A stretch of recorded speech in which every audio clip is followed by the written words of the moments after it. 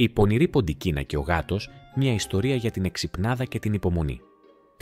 Μια φορά και έναν καιρό, σε ένα παλιό σπίτι, ζούσε ένας πονηρός ποντικός που τον έλεγαν Ποντικίνο.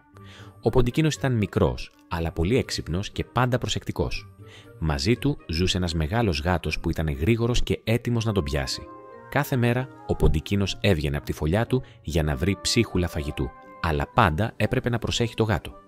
Ο γάτος ήταν σίγουρος ότι θα τον πιάσει και παραμόνευε υπομονετικά. Όμως ο Ποντικίνος είχε ένα σχέδιο.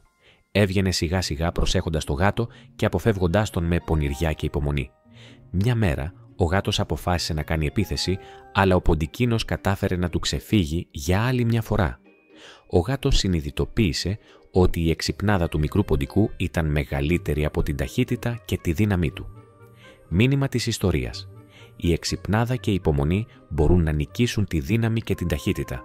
Δεν έχει σημασία το μέγεθος, αλλά το μυαλό και η προσοχή.